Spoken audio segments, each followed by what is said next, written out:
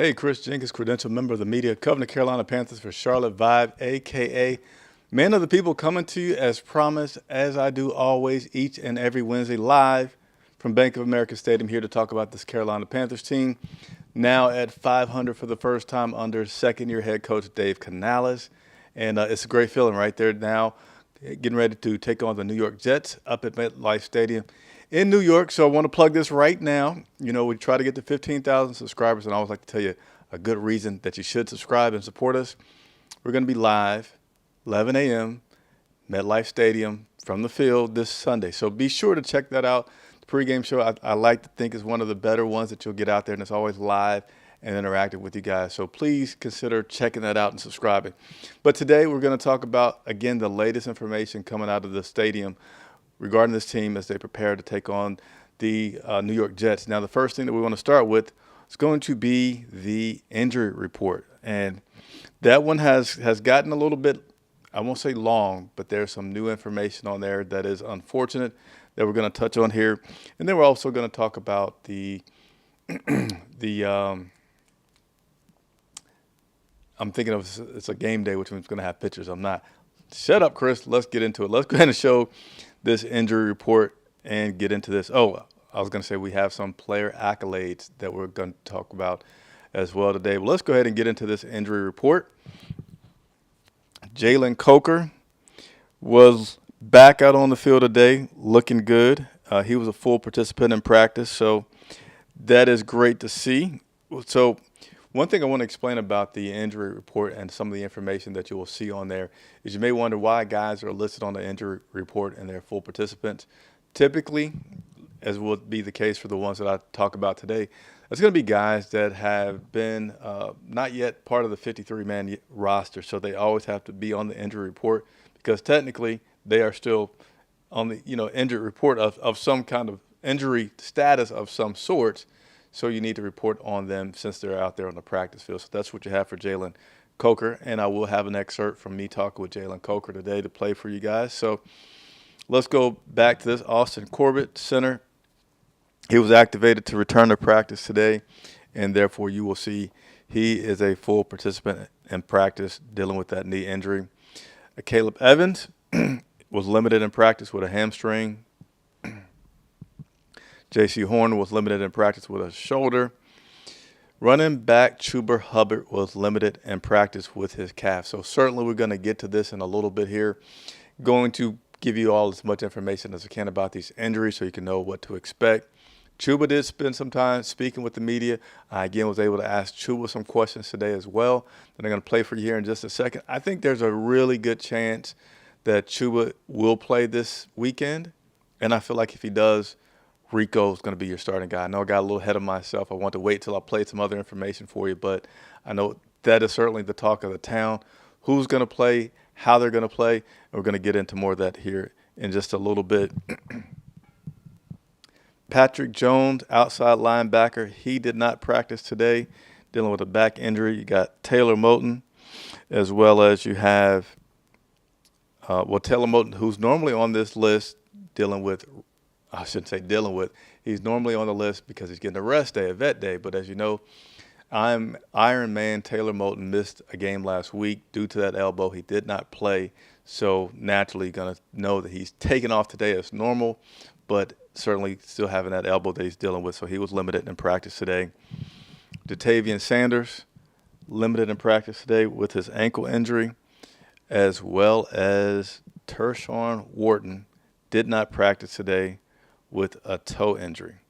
So that is your most recent injury report as of today, Wednesday, October the 15th, here in Charlotte for the Carolina Panthers. Now let's talk about a few things that was on that injury report. One of them is huge. So one of them being Pat Jones that I talked about. And Pat Jones, unfortunately, well, I'll let Dave Canales share it with you guys.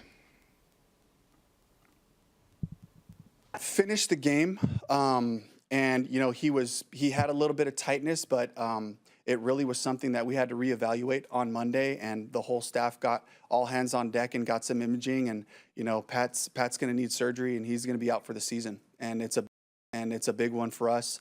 I know it may come to a shock because he was playing such awesome football throughout that game and was able to get through it. But, it was something that as we continued to evaluate it and go through our process, popped up on us and thought the best thing for him at this time was to make sure that we, address that. What's the official injury? Yeah. It's a low back. So there you have the news from head coach Dave Canales. Pat Jones, even though he looked good and even though it's a surprise, he finished, I don't know if I want to say finish the game, but it's a surprise, but he's going to be out for the entire remainder of the 2025 season with that back injury, specifically because he's going to have a surgery that will put him out for the rest of the season. So something the Carolina Panthers are going to have to deal with. Injuries are part of the violent sport, as Dave Canales likes to say, that injury.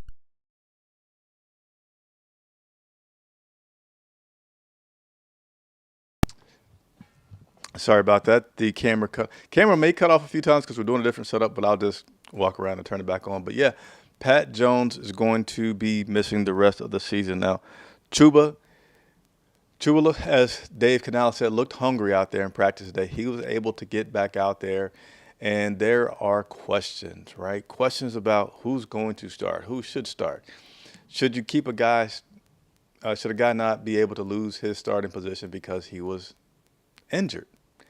Dave Canales talked about that, which we're going to touch on. But first, let me go ahead and play the Dave Canales first, talking about these guys and their injuries and how he likes to handle this current situation that he's dealing with these two running backs. I think it's a fair statement for all running backs. They like to get a lather. They like to have rhythm, set runs up on the front side, see what they're doing. You get to the sideline in between series, you get to look at the pictures and see where the voids are at. Are they overplaying to the front side? Are they hanging back too much? And there's this cat and mouse game that happens with backs. That being said, every single carry like it's your last. Every single one.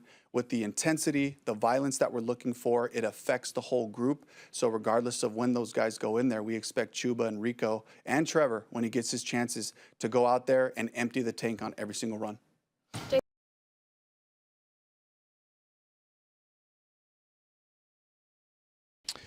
So that was Dave Canales. I'm sorry, I had mentioned that he was talking about how he's going to deal with the rotation of the guys, but that clip was him talking about the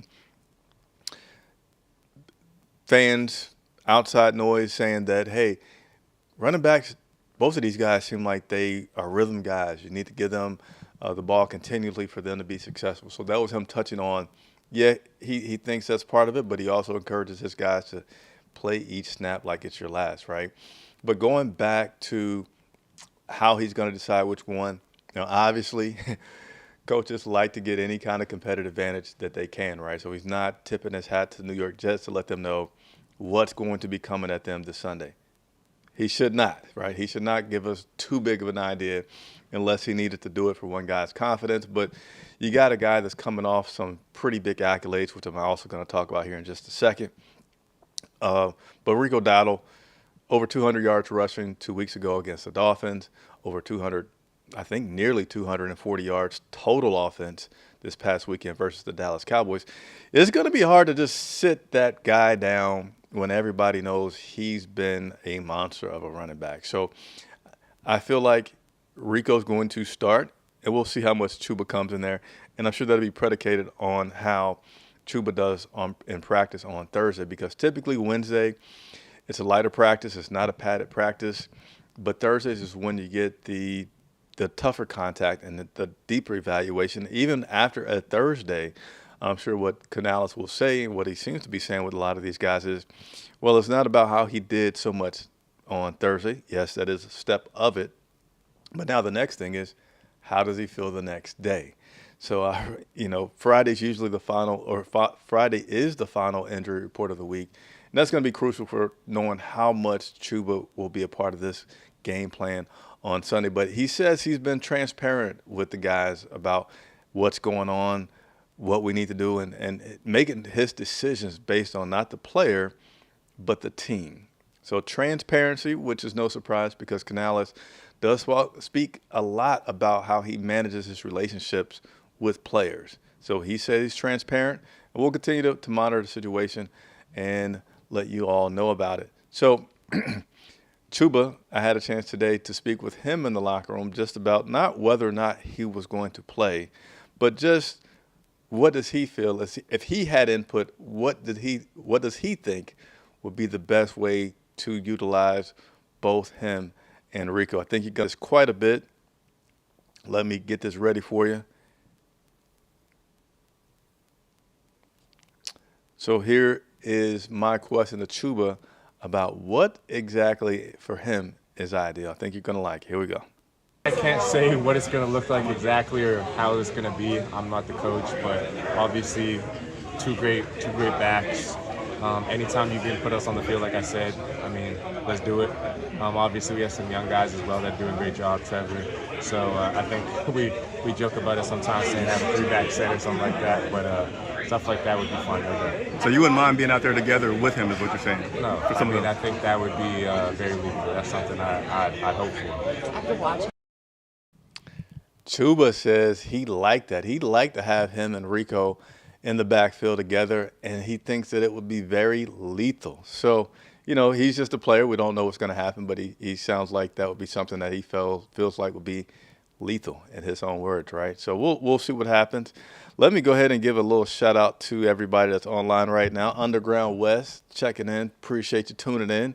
What's going on? Thank you so much. And then we got to give the special, we got to give the sound effects here for our members once you sign on.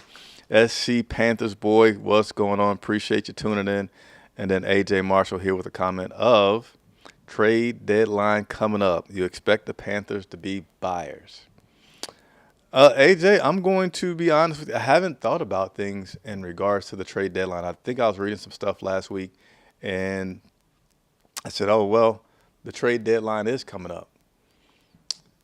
I'm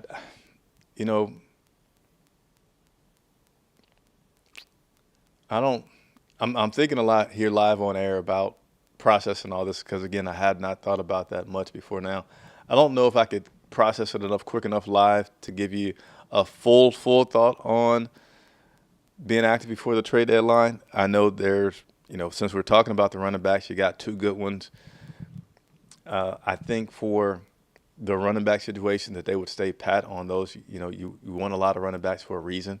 You don't know when one's going to go down, like Chuba, and you need the other one, and you don't want to have one go down, and you're completely SOL. Rico isn't costing us much, and he's going to want a big paycheck. Certainly, if he were to go somewhere else right now, he'd want one next year, especially if they will continue to contribute. So I think it's a little complicated. So right now, again, live, hadn't thought about it much, I would say nothing jumps out at me, AJ. Nothing jumps out at me. And I'll read this one from Chris Shepard. We need that double trouble, potentially 3-headed monster. Yeah, I think somebody earlier talked about the wishbone. And that the wishbone at the pro level would be something. We'd have to get back to that package. I think they call it the meat, right? Where we have extra linemen in the backfield, and I forget how many linemen they had when they did that some years ago. But that would be cool to see. Such a strong commitment to the run that you might have 2 backs, you might even have 3 backs, you might even have them with the meats package out there that they used to call it. So we'll continue to monitor that situation and share it with you guys on that. And I think I have one more thing I want to play for you all. Give me just a moment. Yeah, so that'll be it in terms of the injuries.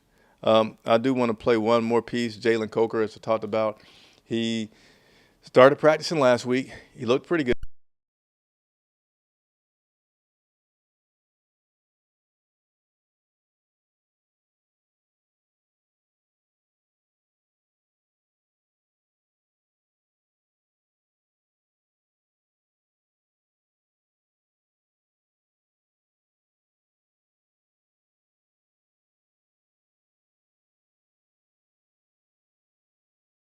Yeah, absolutely. I mean, I think watching T-Mac and watching X, kind of taking some things from their game that, I might have missed while being out there at practice that I can kind of see through, the TV and the film. So that's going to be something that I'm going to try to implement into my game and just continue to get better from there.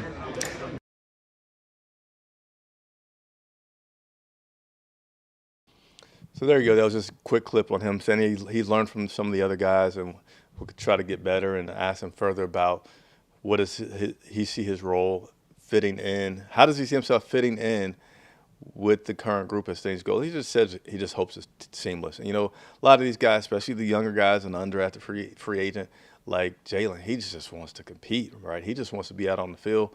I mean, all the guys do, right? But that's the kind of the tone that you hear from a guy in Jalen's position. Like, I just want to be out there, continue to build on my craft and continue to grow, help this team get another W. And so we'll continue to see and monitor that situation as well. Something I want to go to next is talking about this Carolina Panthers team and the fact that we're 3-3. We're at 500, won 3 out of 4. The challenge will certainly be winning a game on the road, which we're going to get to here in just a second. But we got some good things going on. I didn't have a chance to ask the PR staff and do my research, but I'm going to be very confident in saying that it's been a very long time since the Carolina Panthers had 2 players in 1 week get accolades. 2 players in 1 week. So I don't know if that's a complete culture shift, turnaround. I did a video a couple of weeks ago saying, hey, are the Panthers turning the corner yet? No, this was after the Dolphins game. I'm sorry. Yeah, this was after the Dolphins game, how they came back and won that game, won the largest comebacks in franchise history. And some people are like, let me see what they do against the Cowboys. And we won against the Cowboys. And I get it. There's a lot of, traumatic stuff that's happened to Carolina Panther fans where you might just say, I really need to be convinced. So still some people are saying, one more game. How do we play against the Jets? Nevertheless, we have some accolades here that I want to go ahead and share with you guys. This man right here, congratulations to you, Rico Dowdle.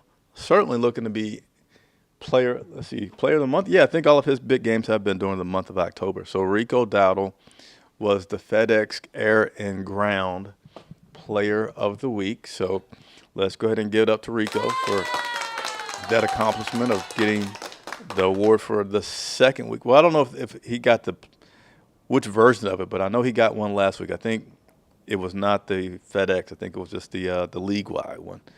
But here's another guy, our kicker, Fitzgerald. So we got 2. We got Rico and we got Fitzgerald that were players of the week. He is the NFC Special Teams Player of the Week.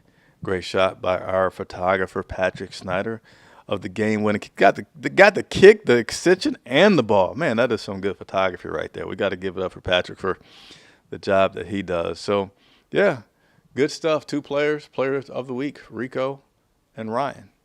So, speaking of culture shift, right? So that's something I just touched on. The team is 3-3, 2 in a row, 3 or 4. Got guys, 2 guys on the offensive side getting accolades in the same week. Bryce Young was asked about it. Culture shift. Is it happening? What does it look like? Yeah, I feel like we're definitely continuing to build and grow in the right direction. I think really one of the biggest things that we've noticed is just ownership. The coaches have done a great job of laying foundation for us, and they'll be the first to tell you they emphasize it, making sure we take ownership in the cultures and the plays and in our routines and whatever it is. And I think everyone's gotten a lot more comfortable embracing that, embracing the culture, and embracing the ownership and all the little things. And I think us being able to come into our own has been, it's been great. It's been great to be a part of. It's been great to be a leader through it. So, there's still work to do, still so much for us to build off of. We know there's still so much for us to grow in, and, we're just taking it week by week. But I'm super grateful to be a part of it. Super grateful to be a part of it. And again, I'm going to ask you for it if you haven't done it already. Hit that like button. Hit the like button every time. Let's get into the habit of supporting independent media and what we do. Hit the like button. Subscribe if you have not had a chance to subscribe and you like the content that you're seeing. And also, donations. Independent media 100% supported by your memberships, which there's a link in the description for you to do that. Or, as I like to say, Cash App is always a great thing. C-Vibe is how you do that again. C-Vibe. I always say if it's $1 from each video person, then we would have enough to make sure that we get on the trip to Green Bay as well as San Francisco. So that was Bryce Young talking about the culture shift. He sees things happening and guys improving. They've had some struggles on the road, though, right? And I want you guys to look at this closely. Look at the very beginning of this. I'll probably rewind it one time or two. And Bryce Young, to me, showed that, like, he's itching to have more success on the road. I'm sure he knows it. Of course he knows it, right? I've been struggling on the road. I can win at home. I have not won much on the road. So check out the question and look at his body language. What are the challenges that you feel this team has struggled with on the road, and how can you guys kind of get over that hump on Sunday?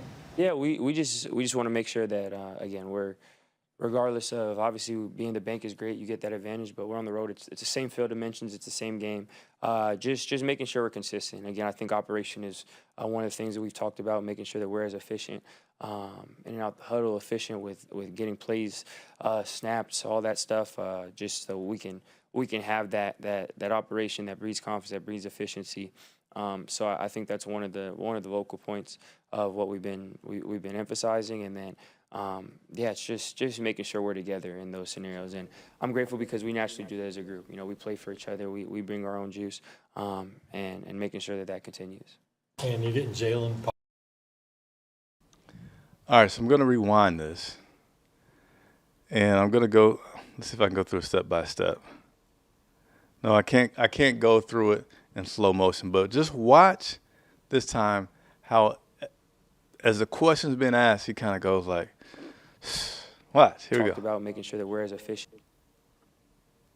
What are the challenges that you feel this team has struggled with on the road, and how can you guys kind of get over that hump on? right there. Again, I'm not making a big deal of it because, again, he's a competitor just like everybody else is.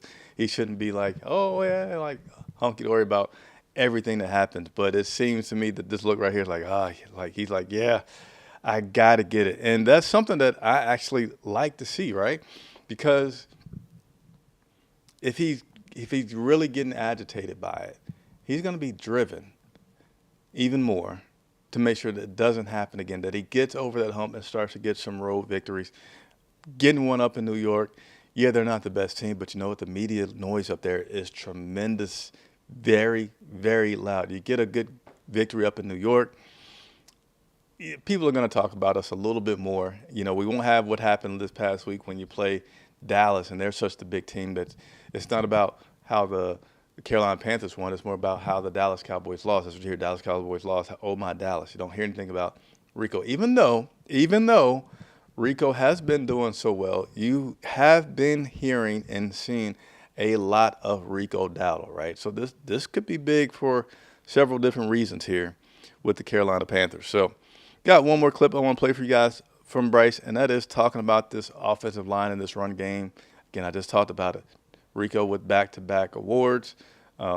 Rico getting a lot of attention for what he's doing. So part of that is going to be your offensive line. The O-line has done a phenomenal job in all phases, and that's as it is. And then when you factor in how much movement there's been, obviously there's been injuries, there's been shuffling people around, and for it to not miss a beat and everyone to step up like they have, it's been huge. And like you said, for a play caller, for myself, for the entire unit, when you're able to be efficient in the run game, when you're able to stay on schedule, it opens so much more. Opens so much more up. It allows us to do a lot of things offensively. So yeah, a ton of credit goes to that entire room. It's been huge for us. All righty. That'll wrap us up for today, Wednesday. Let me play one more thing before I get out of here. And again, encourage you guys to continue to subscribe. Help us get to 15,000 subscribers, okay? The reason I push for that so much is, as independent media, our numbers, how many people are watching, that really helps us to be able to do things and expand, getting players, getting coaches, interviews, and things like that. So if you're enjoying it, if you want to see more, please, it's absolutely free. I do ask for money, but this one's absolutely free. I had an interview that I did with Brady Christensen. If you haven't seen it, check it out. Let me see if I can quickly find it. I do one-on-one interviews typically every week, but right now I'm spending some time in the locker room, as you see with the interviews with Chuba and Jalen. I think I also talked to Jatavian, Trevin Wallace. You'll see all those later in the week. But here's my one-on-one interview, just a snippet with Brady. You've been a Carolina Panthers now for several years. What's been the biggest change or growth you've seen from yourself since entering the league? Yeah, I think my first year, I bounced around even my rookie year.